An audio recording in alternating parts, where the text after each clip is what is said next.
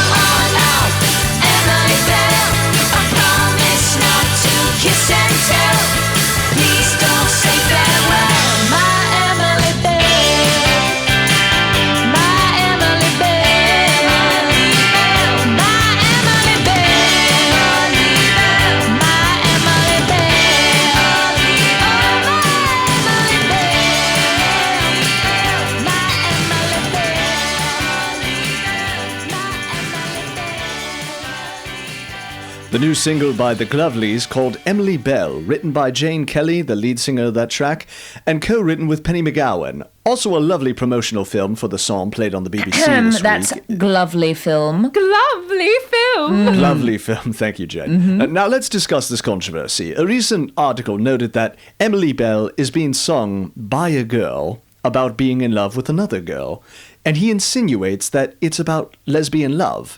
Is Emily a real person? Oh, Emily, how I miss you so. If you're listening, please come back to me. That's the whole reason I wrote this song. She's not And being... you still need to give me back those shoes I loaned you. She's joking. That's not the reason. It's not about anyone in particular. What is the story behind the song, then? Well, since Jane and I were writing a lot together, we thought we should start writing for other bands. Maybe even the Beatles or the Rolling Stones.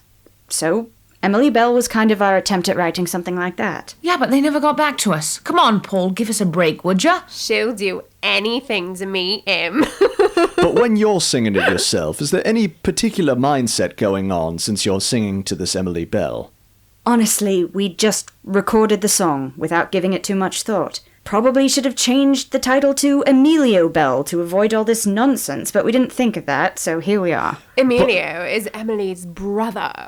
Yeah, brother. But does it bother you being Oh, labelled I as... don't care. The bloke who wrote that article's probably covering up something of his own. Not that we're judging him if he is. Let's just stop giving him all this attention, shall we? We're very proud of the record. We worked very hard on it. And we're grateful to our fans for the warm reception. And who knows? Maybe John or Paul will give us a call when they hear it. Give us some legitimacy. I can't see them covering it. They're obviously capable of writing their own songs, so... Now watch, Nina's going to send them a song she wrote and they'll cover one of hers. So you write songs for the band as well, Nina? I do. I have a song on the LP called White Gloves. Ah, sounds like it should be the Glovelies theme song. Well, I wanted to... It's Super Nina, here to save the day in her white gloves. Oh, help me, Super Nina. I bet the BBC will pick that up in a heartbeat. Anyway, I wanted to try my hand, or gloved hand, at writing a pop song.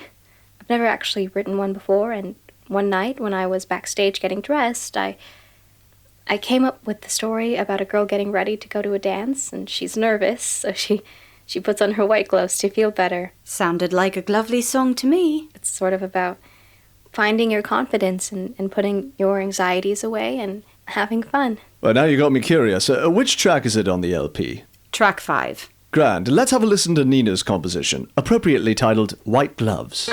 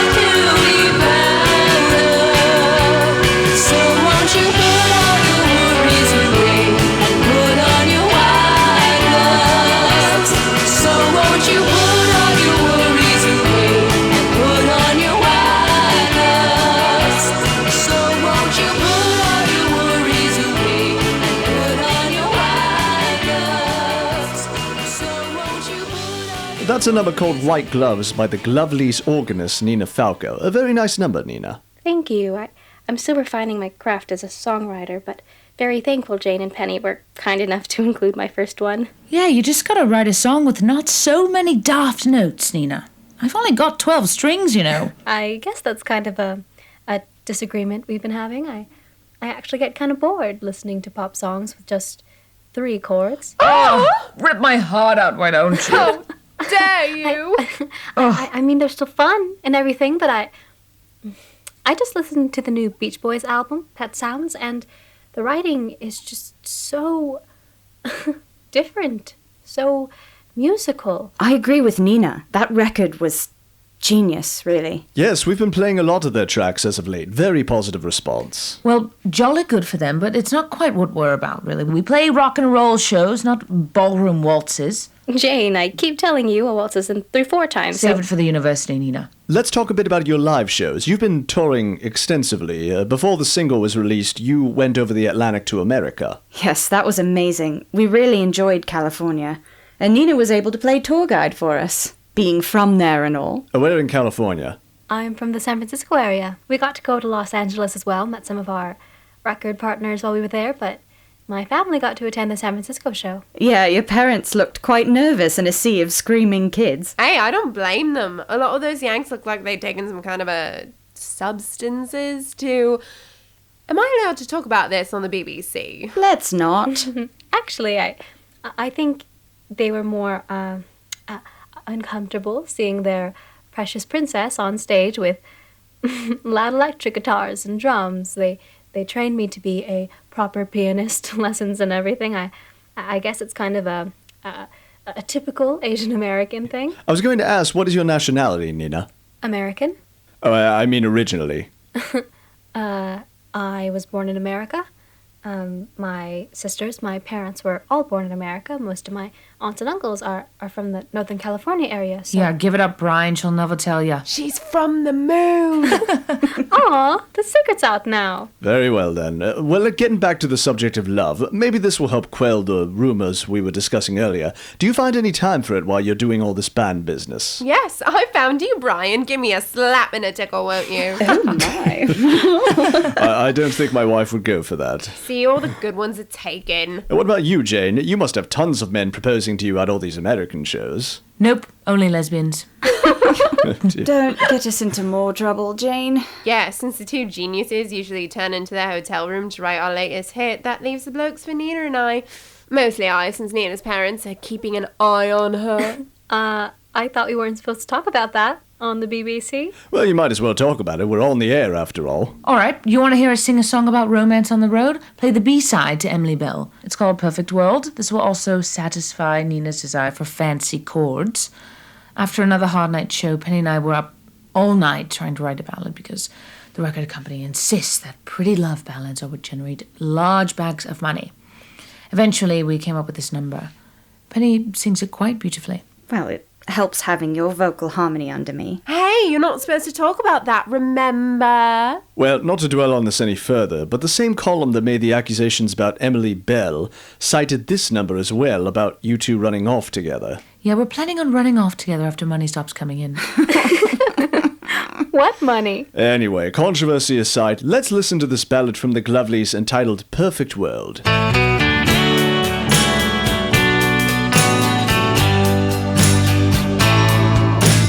Lonely days cross the sea, endless nights feel deep. I think that there must be a perfect world for you and me, you and me.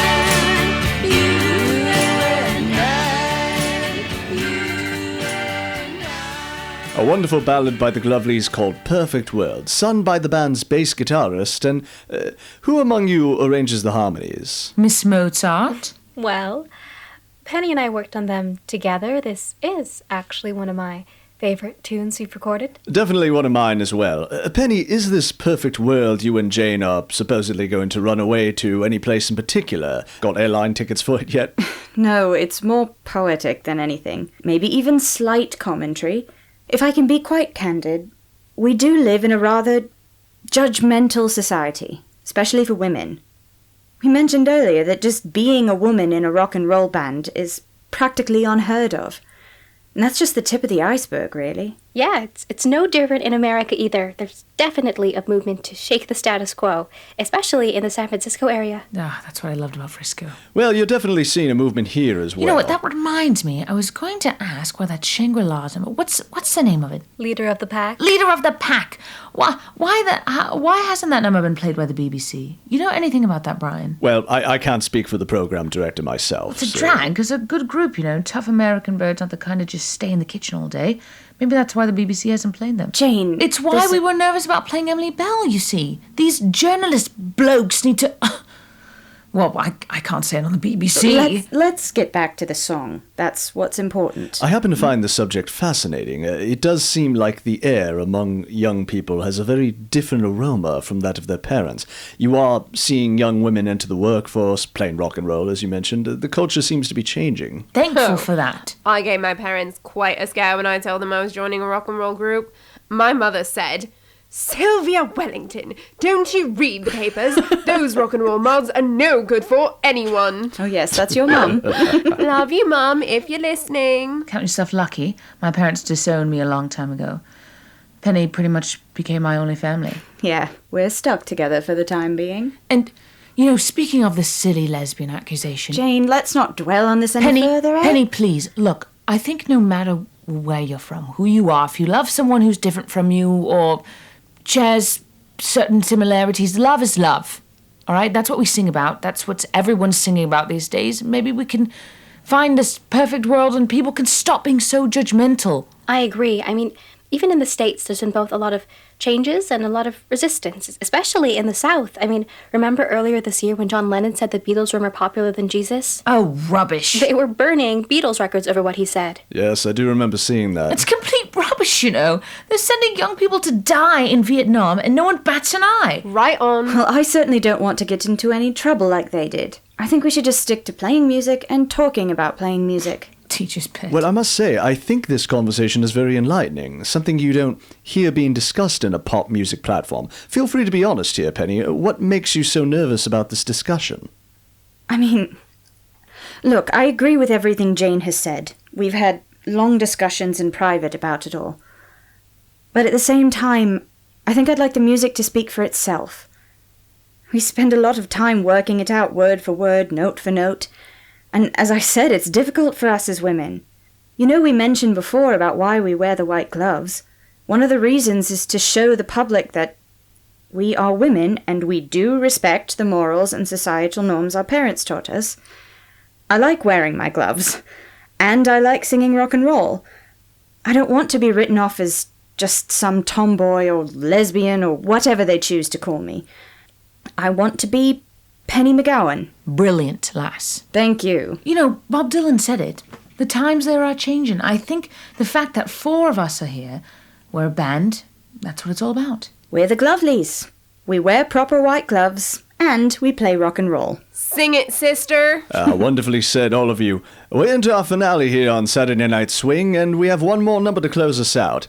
And in the spirit of choosing your own destiny, let's have the group themselves pick which number to take us out. What do you say, ladies? I don't know, what do you think, Silva, dear? Well, I don't know. Why don't I, look around for something? I was about to say, You Better Stop, Look Around is the one I think we're most excited about. It's a bit more advanced, but that's where society's heading, right? Let's hope so. All right, a big hand for Jane, Penny, Nina, and Silva of the Glovelies. Best of luck, and here's the last number today from them, a swinger titled You Better Stop, Look Around.